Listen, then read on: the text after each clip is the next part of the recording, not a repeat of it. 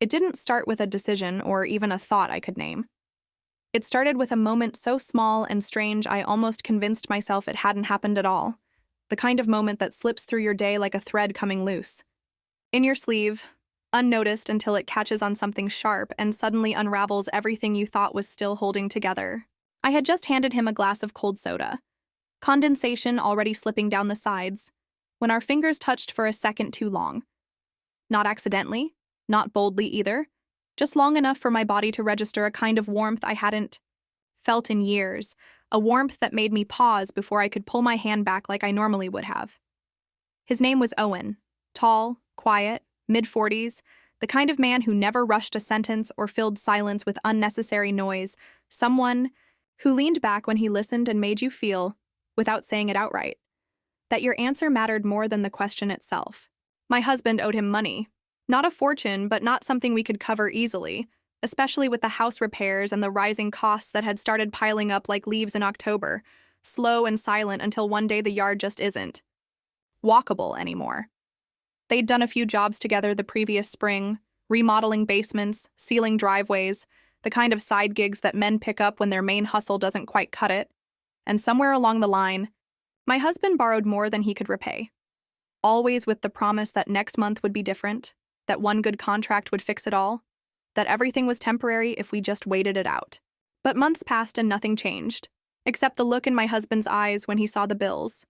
Heavier each time, like something inside him was slowly caving in. And then there were the brothers, Owen and Matt, both of them polite. In that way, Southern men sometimes are, friendly enough to look you in the eye but always holding something back, like they're weighing every word they say against the silence that might replace it. They didn't threaten, didn't push, didn't even seem all that worried, but I could feel it. That unspoken pressure, the kind that doesn't need to be voiced to be understood. It was in the way Matt watched my husband shuffle papers at the kitchen table, in the way Owen lingered just a second too long near the back door, when I thanked him for stopping by. One Thursday afternoon, they came by to talk, or at least that's what my husband called it when he came into the living room and asked if I could give them a few minutes alone, his tone too casual to be convincing, like he already knew I'd hear more than he'd ever say aloud. I didn't leave the house. I just stepped into the hallway, close enough to hear the low murmur of voices but not the words themselves. And when I returned 20 minutes later, my husband was pale and quiet, and thanked them again in that stiff, formal tone he used when he was cornered. After they left, he sat me down and told me that they were willing to give us more time, that Owen had suggested something creative, but didn't get into details. I asked what that meant.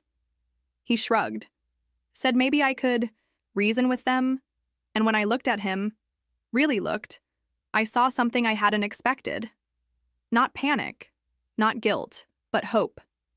That kind of fragile hope that clings to ideas people haven't had the courage to fully shape yet. I didn't press, I just nodded. I told myself I'd fix it. That night, I lay awake longer than usual, listening to the slow tick of the ceiling fan, thinking about how far people bend before they break, and whether I was already somewhere, past the bend. I didn't plan anything. I didn't scheme. I didn't even feel like I was slipping. But I felt something stir, deep and quiet, the way water shifts under ice before it ever cracks. And by the next morning, I knew I'd reach out to them myself, aimed not to bargain, not to beg, but to find out exactly what they thought I was willing to do. I sent Owen a message the next day. Nothing dramatic, just a polite line asking if he'd be open to coffee, something neutral, something that didn't suggest I was stepping outside the frame of what a decent wife might do. And he answered with a short, "Sure, let me know where." No questions, no curiosity, just that same even calm he always carried like a second skin.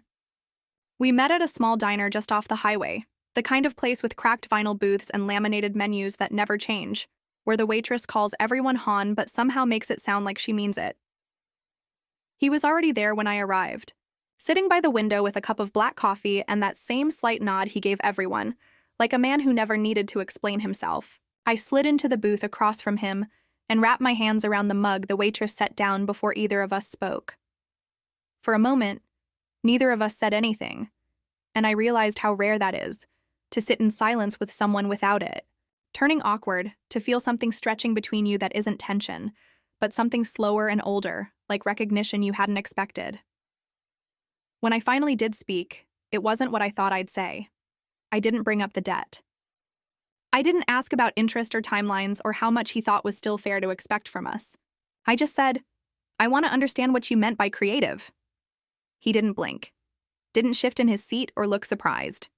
He took a slow sip, placed his mug down carefully, and said, I think you already do. There was no malice in his voice, no assumption, just that quiet certainty again, like a man describing the weather instead of suggesting something that would change the direction of everything I'd built. I looked down at my hands, saw the way my fingers trembled just slightly against the ceramic rim, and I hated how that made me feel. Not scared, but exposed, like something inside me had already been decided before I ever walked through the door. He didn't press. He didn't lean in or try to make it easier, and that somehow made it worse, because it left the choice entirely mine. I told him I needed time. He nodded, said, sure, like it was just a matter of scheduling, not the edge of a cliff. When I left the diner, I sat in my car with the engine off and stared at my reflection in the rearview mirror. Not the smudged eyeliner or the tired eyes, but the woman underneath all that. And I asked myself the kind of question people don't say out loud, not even in the privacy of their own mind. Because if the answer was no, if I wasn't willing to go further than conversation, then why had I worn perfume that morning? Why had I picked the blouse that dipped just slightly lower than usual or checked the mirror twice before walking out the door? The truth was simple and cruel. I had already made the decision the moment I sent that message. Everything after that, the coffee, the silence, the choice of words, it was all just choreography. I wasn't doing it for my husband. I told myself I was. I told myself a lot of things, but the truth, the one that settled low in my gut and didn't move, was this. I had stepped into something I couldn't undo, not out of desperation, but out of the terrifying awareness that I was capable of it, and maybe had always been. And that's the part no one warns you about. Not the guilt, not the danger, but the clarity. That sharp, breathless clarity when you realize what you're really willing to do, and how quietly you cross that line. It was the kind of early evening that makes everything look softer than it is. The light slipping low behind the cheap rooftops of the neighborhood cafe, where the shadows stretched just enough to hide the truth of things, and I sat in a corner booth by the window, wearing a light cotton skirt I hadn't touched in months, one that moved gently with the breeze. Every time the door opened and let in the outside air that smelled faintly of sun-warmed asphalt and stale beer from the nearby bar, while my hands rested flat on the tabletop so he wouldn't see them tremble. When he walked in, he didn't look surprised, didn't even scan the room like someone unsure of the arrangement. He just came straight toward me like he always knew I would be there. Pulled the chair back with a sound that scraped too loudly in the quiet space, and sat down across from me without so much as a greeting, only letting his eyes settle on mine with a weight that I wasn't sure I could hold. Without blinking, and yet somehow I did.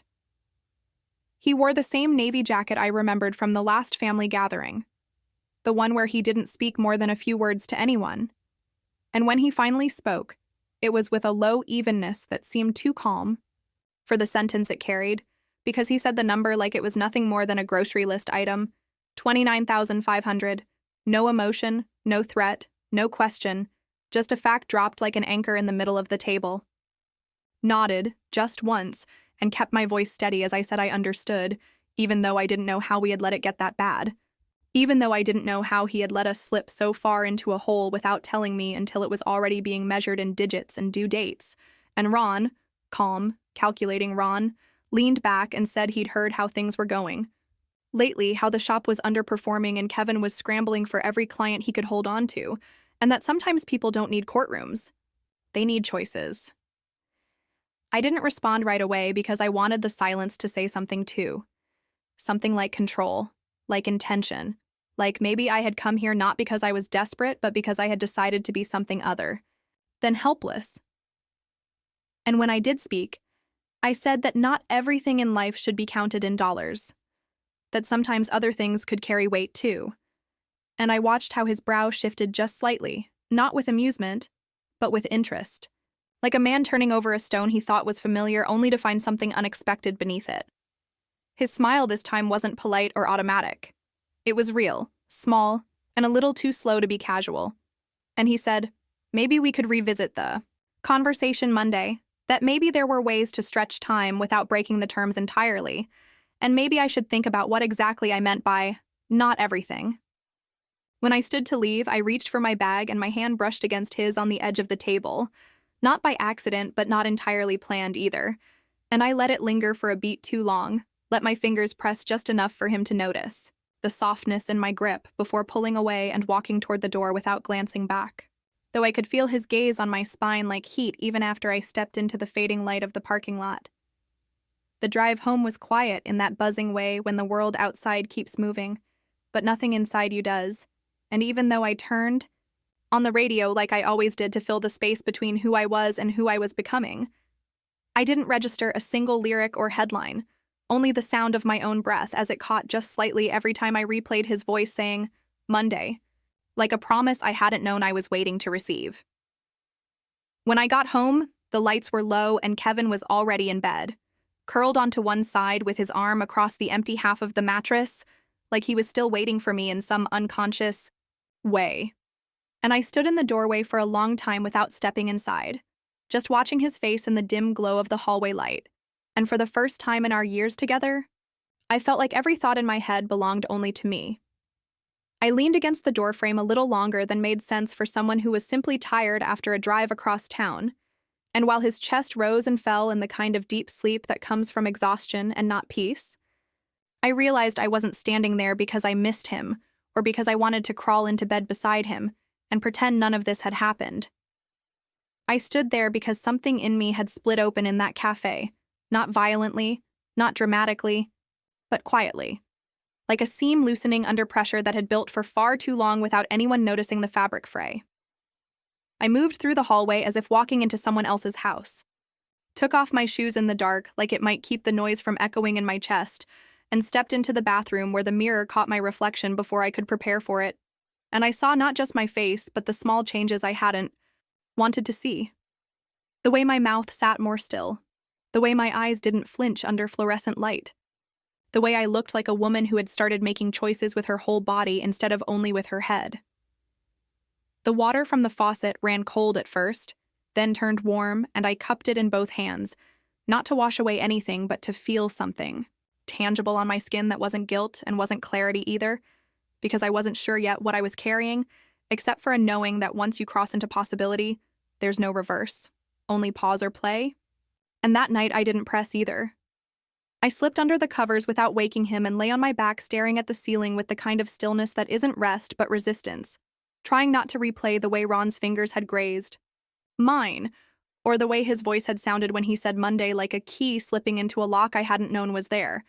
And it wasn't the contact or the tension that stayed with me most.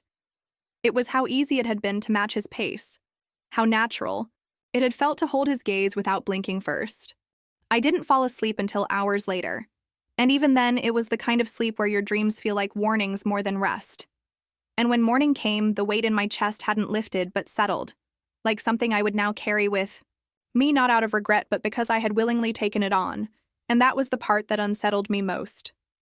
Not that I had gone to see him, not that I had let something begin, but that I had done it with intention, with eyes wide open, with the kind of control I had always associated with other women, in stories I used to judge before I understood them. The kitchen smelled like toast and coffee when I came downstairs, and Kevin sat at the table with a newspaper folded in front of him, glasses halfway down his nose, completely unaware of the decision I had already made, the step I had taken toward changing everything without saying a word, and as he asked if I had slept all right, I nodded with a small smile, not because it was true, but because the truth had become something I was no longer ready to share. We talked about small things, things that passed like weather, the leak in the laundry room, a coupon for tires, whether we should visit his sister next weekend, and I answered him the way I always had, with warmth and patience and the tone of a woman who knew how to smooth the edges of a day so they didn't cut too deep, But underneath every word I spoke was the echo of another voice, another offer, another version of myself stepping into the space where survival becomes performance and performance becomes desire. Later that day, I folded laundry while staring out the window, and the world outside looked exactly the same. Dogs barking behind, fences, a mail truck pulling up slow and steady, a neighbor watering her potted plants in mismatched slippers. But inside my chest, something had started to hum, not loudly, not urgently, but steadily, like the low buzz of a machine that had always been running in the background and I had only just now noticed. And that hum was the only sound I trusted anymore. The call didn't take long to make, and maybe that's what unsettled me most. How easily my fingers found his number from the back of an old note Kevin once crumpled into a drawer. How naturally I pressed it into the screen like it hadn't been tucked away for moments like this.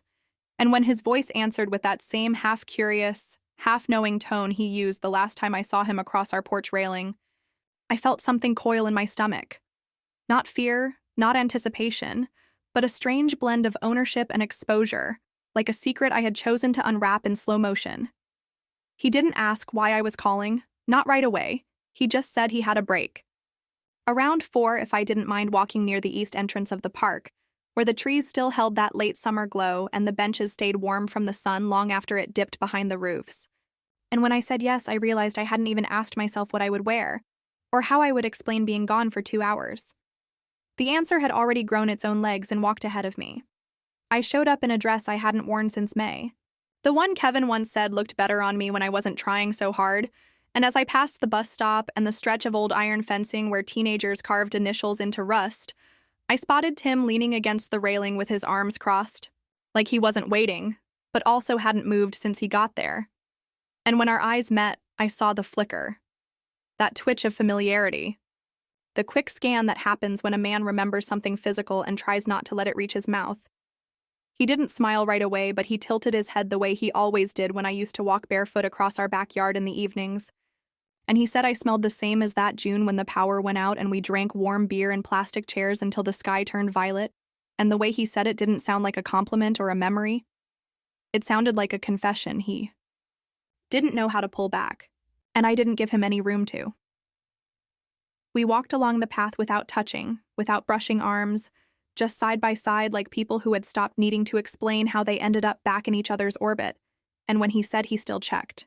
My socials now and then I laughed in a way that wasn't mocking but wasn't surprised either, because deep down I already knew, and maybe a part of me had posted certain photos for that exact reason. Especially the ones where Kevin was blurred in the background and I was smiling in that way women do when they want someone else to notice. When he asked why Kevin didn't come this time, I didn't hesitate. I said, because now it's my problem. And the silence that followed wasn't heavy.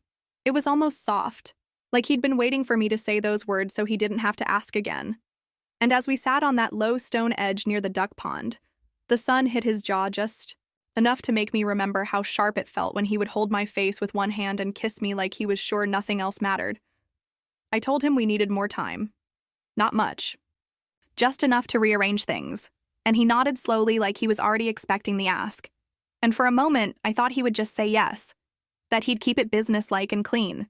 But then he turned fully toward me with a half smile and said, "I'll give you anything if you kiss me like before." And I didn't answer with words. Didn't even let myself process it, because my body had already made the decision before my mouth caught up.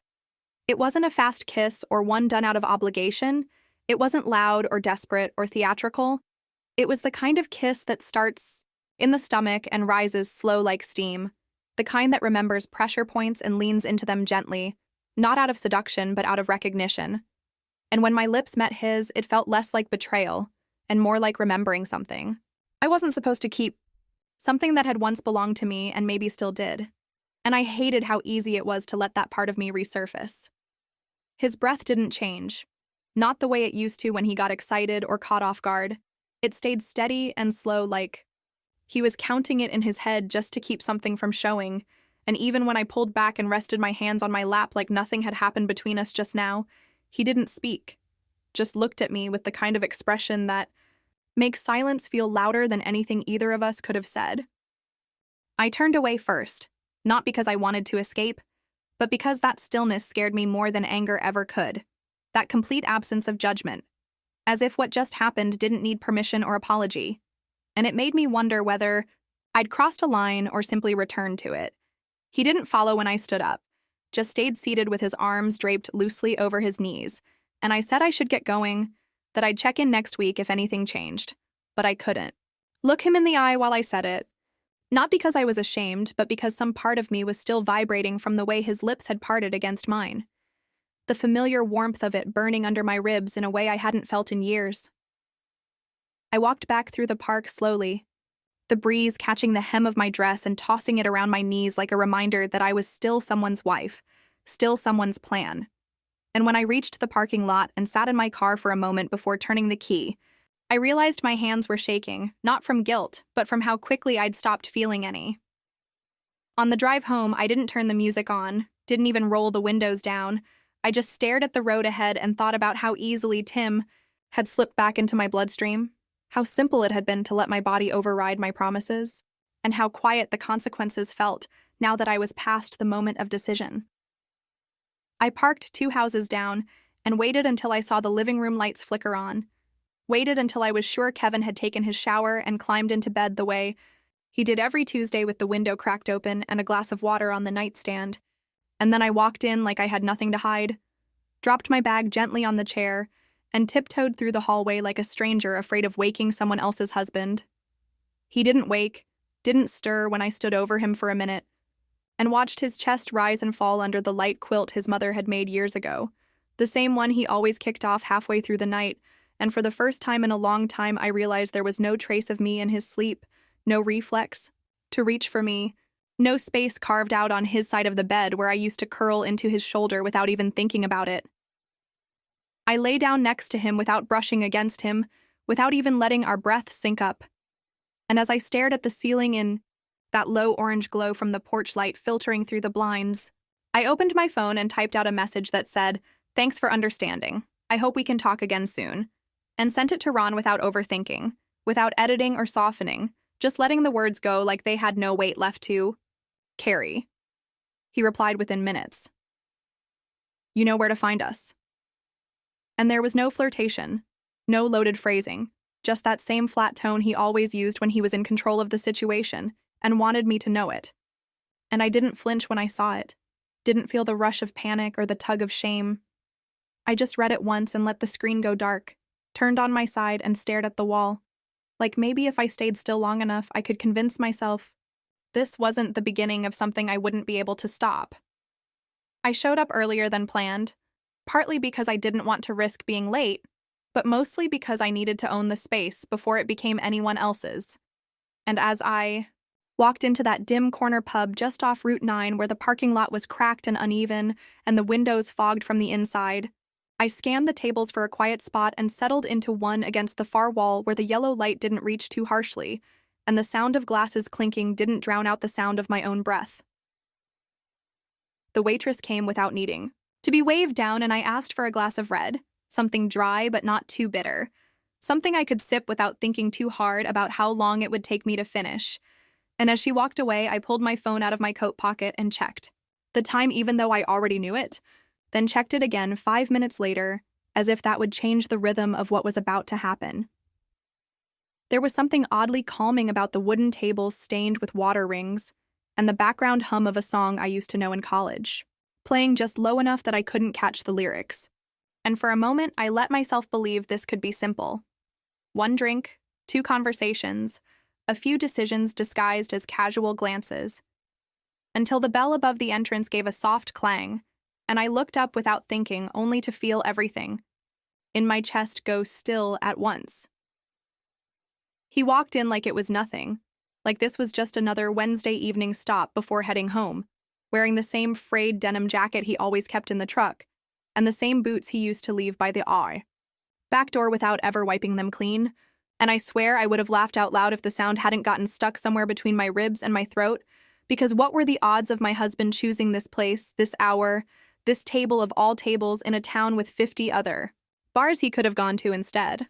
I dropped my eyes fast and turned toward the window like I was just admiring the view, like I hadn't seen him at all, and with my free hand, I grabbed my phone again and started tapping the screen. Even though there was no message to send and no lie to text that would have made any of this less real, then I stood up calmly, picked up my purse, and walked to the side door near the restrooms without ever glancing back, because if he saw me, if our eyes met for even a second, the entire thing would unravel right here on this sticky wooden floor. The cold outside hit harder than I expected, like the air had been holding its breath the whole time I was inside, and now it was exhaling all at once. And I walked fast down the narrow path along the lot toward the back entrance where I knew they'd be pulling in, because I'd told them to park near the dumpsters to avoid the front camera. And sure enough, just as I turned the corner, I saw the headlights of Grayson's black SUV flash twice, followed by Owen's older silver sedan pulling in behind him with the same deliberate slowness that always made it feel like he was calculating every move before he made it. I didn't wait for them to get out, didn't give them a chance to ask questions or glance toward the building. I just stepped into the glow of their parking lights and waved them down with one hand while keeping my voice low and steady, even though my heart was still pounding from the near miss inside. "My husband's here," I said quickly.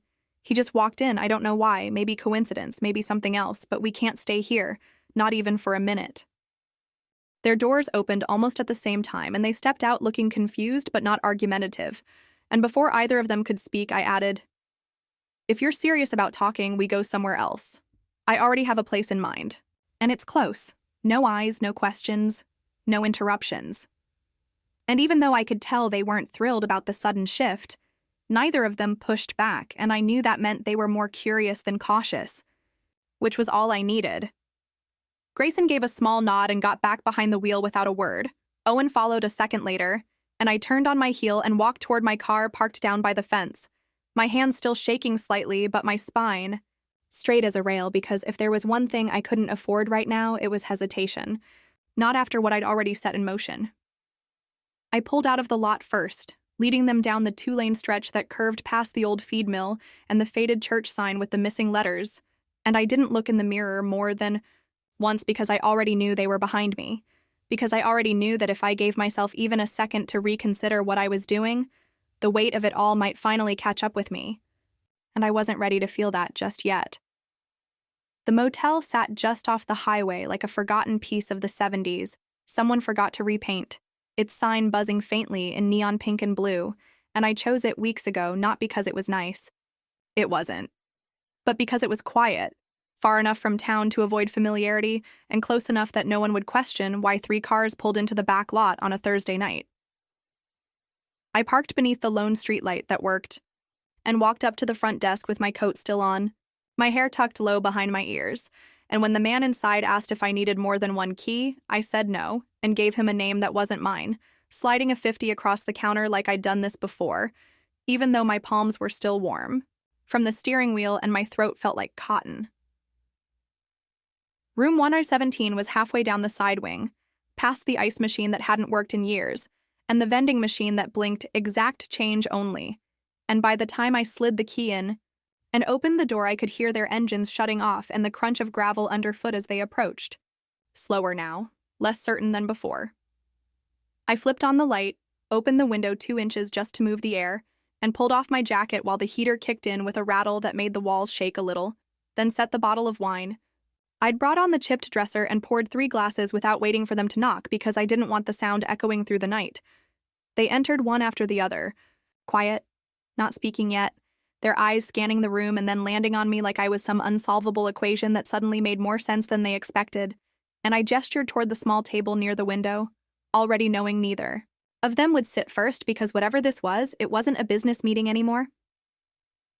"We won't be disturbed," I said, taking my seat and crossing one leg over the other like I was just hosting an awkward dinner party. And for a second, no one moved, not even to breathe, until Grayson stepped forward and picked up a glass. Then Owen followed suit, standing across from him like mirror images caught in a loop neither of us could break. I waited until they both took that first sip before I said anything else, choosing each word like it might tip something over. "We're not here to rehash old numbers or throw around blame. You said you wanted respect, and I'm giving you that by showing up.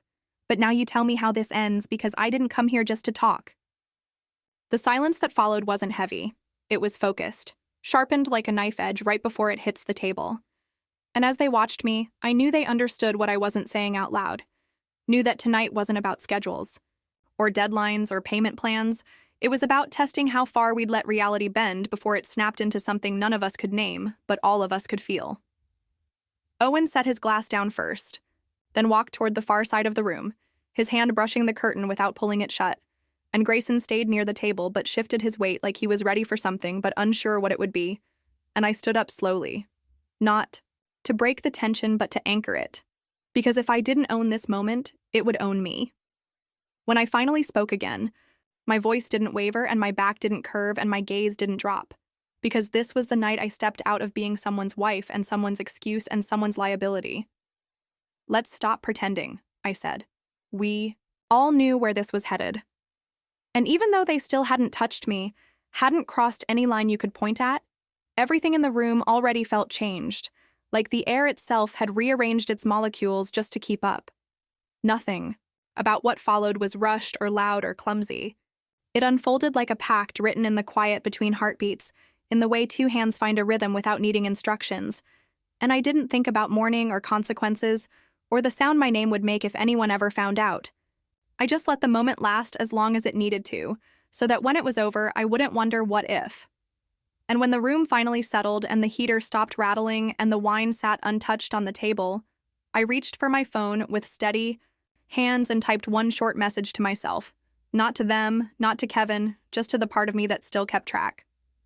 "Half the weight's gone," I wrote, "and I'm still standing." The curtains were drawn halfway as if the night itself had one eye open, watching silently and judging nothing, while the soft hum of the AC filled the room with a sound that wasn't loud enough to cover the tension, but just enough to make it bearable as I poured the wine into 3 cheap hotel glasses I found near the sink, not looking at either of them directly, because I knew if I did, the weight of what I was about to step into might hit me harder than I was ready for, and I needed to stay composed long enough to carry this through without showing how close my own hands were to trembling. One of them said something about the road being longer than expected, and the other mentioned gas prices with a half joke that fell flat in the air between us, not because it was poorly timed, but because none of us were here to talk about highways, or fuel, or even time itself, really, since we had each arrived carrying different expectations, all orbiting the same unspeakable center and pretending to glance past it. I sat down, slowly smoothing the hem of my skirt over my knees, even though no one was watching my hands, and placed my glass on the nightstand before letting my heel slide out of one shoe.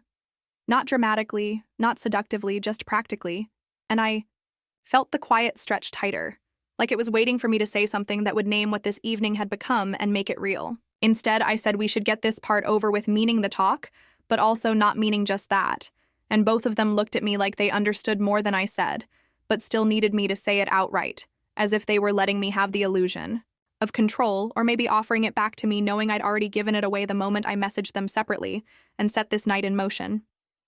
Grayson leaned forward, his elbows resting on his knees, his glass untouched, and said softly without sarcasm that he respected the way I handled myself, which almost made me laugh, because that sentence had the weight of a compliment and the edge of a transaction, and neither felt true, but I nodded anyway because it made things easier, and because I needed it to sound like this was a decision I made, not one that made me.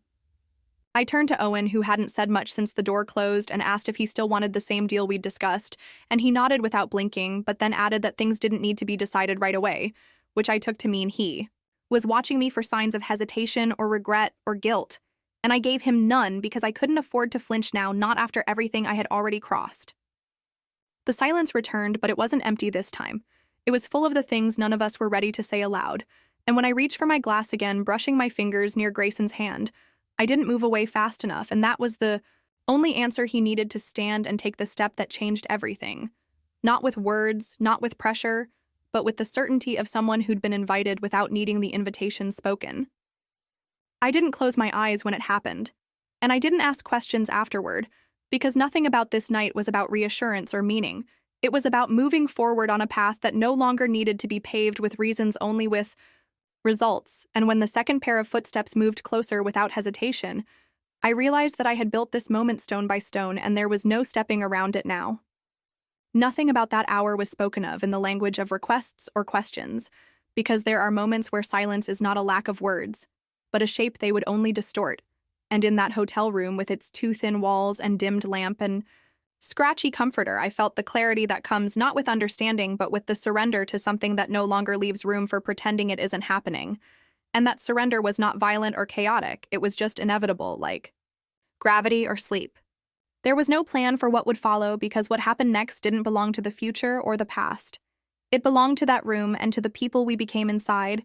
It stripped not of clothes, but of doubt and civility and calculations and, though my thoughts tried once to grasp for what this might mean, later they didn't hold long because the now was too loud and too close and too full to let anything else in. I remembered at some point noticing how different their hands felt. Not because I was comparing, but because when everything else is blurred, sometimes it's the smallest detail that roots you in the fact that, yes, this is real. Yes, this is me, yes. This is the choice I made, and I didn't cry or shake or freeze, I just followed through as if my body had signed something my mind was still too slow to read.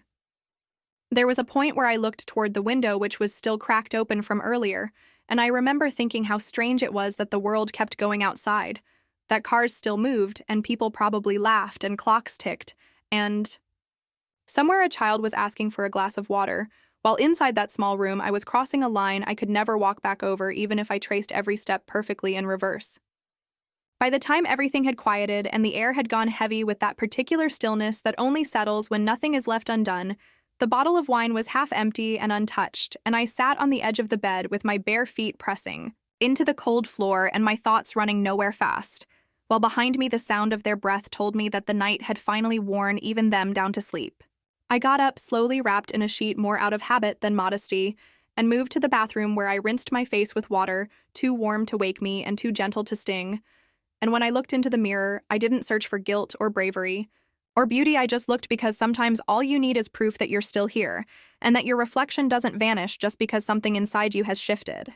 When I stepped back into the room, I didn't feel shame or power or even relief, I just felt done, like someone who had pushed open a door not knowing what was on the other side, and now stood in the middle of it, realizing that the room beyond wasn't what she feared and also wasn't what she hoped it would be.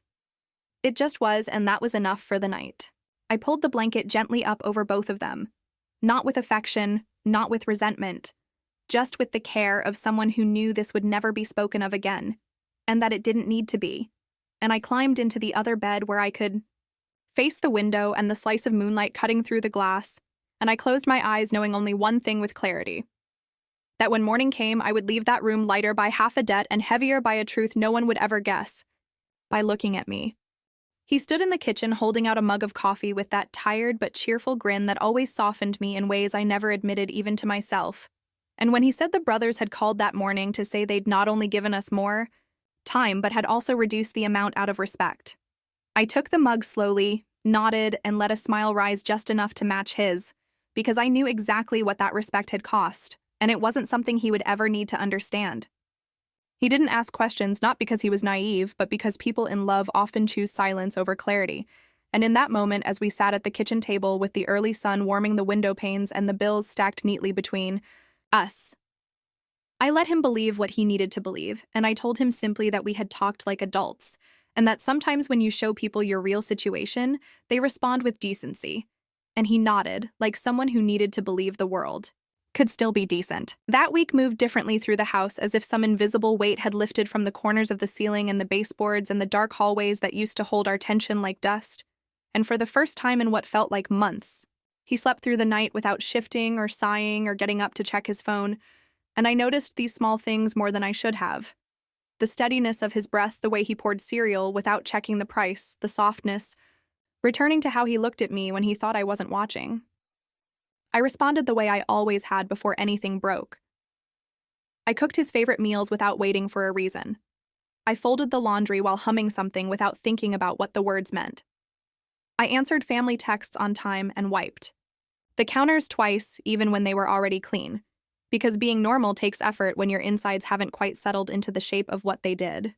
But when the night stretched long and I found myself alone in the bathroom brushing my teeth or standing in the hallway with the lights off, I would remember not in flashes or shame, but in a kind of cold that crept beneath my skin and wrapped itself around the place where my certainty used to live. And I didn't regret what I'd done, not in the way people expect when they hear the word regret, but I did recognize that something inside me had shifted in a way that could not be reversed, no matter how still I stood or how much I pretended to forget. I told myself more than once that families survive stranger things, that marriages have survived worse, and that maybe the line I crossed wasn't a line at all, but a necessary stretch of moral ground made pliable by pressure and necessity and fear, and that if I had done it for anyone, it was for him, for this roof, for this room, for the safety of the ordinary that we had almost lost. They didn't contact me again, not through calls or messages or vague invitations to meet, just one last text weeks later from a number I hadn't saved, but knew instantly, which read simply, "Women with eyes like yours aren't forgotten," and though it wasn't a threat or a promise or anything with teeth, it stayed with me longer than it should have, like a note left on a piano, in a locked room that only you have the key to.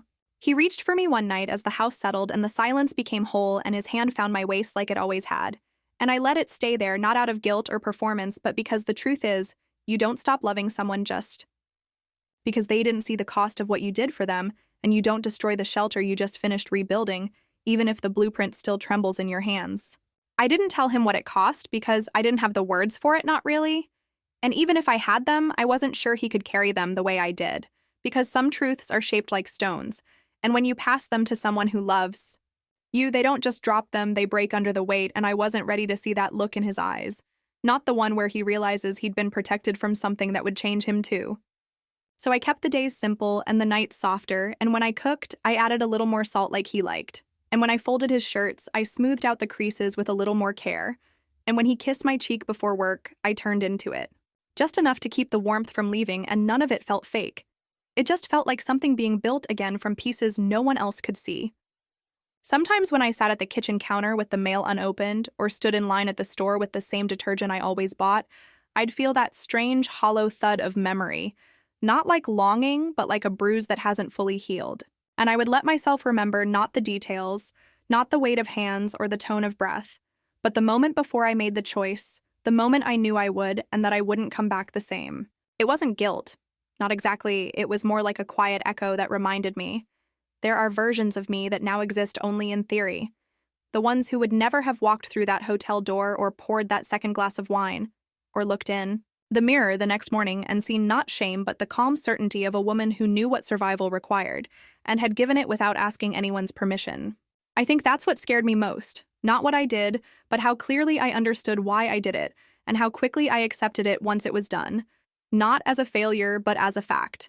And when he told me weeks later that we were going to be okay, that things felt like they used to, I kissed him on the mouth with a steadiness I hadn't had before, because he was right in a way, just not for the reasons he thought. No one brought it up again. Not the brothers, not the debt, not the night that splintered my compass and bent my rules into something more flexible than I thought they'd ever be. And maybe that's mercy. Or maybe it's just the way people vanish. From the pages you don't read out loud, and I let them vanish. I let them take what they came for and leave what I needed them to leave, which was silence and space. And the sense that the world hadn't ended just shifted slightly. And now sometimes when he falls asleep before me and the house settles into that deep, easy quiet, I take off my ring. Not because I want to be without it, but because I need to remember the weight of that choice, the feel of the metal in my hand, the sound it makes when it touches the glass bowl by the mirror. And I look at it for just a second longer than I should, not to doubt, but to ask myself again if this is still mine. If I am still the same woman who stood in that chapel and said, yes, before any of this had a shape. Because maybe the truth is we never really lose ourselves all at once. Maybe it happens in quiet exchanges and skipped questions and soft nods in the dark. And maybe what matters isn't whether I stayed exactly who I was, but whether I kept the parts that loved him, that believed in him, that fought for him in ways he'll never know. And if I did, then maybe that's enough. Maybe that's all it has to be.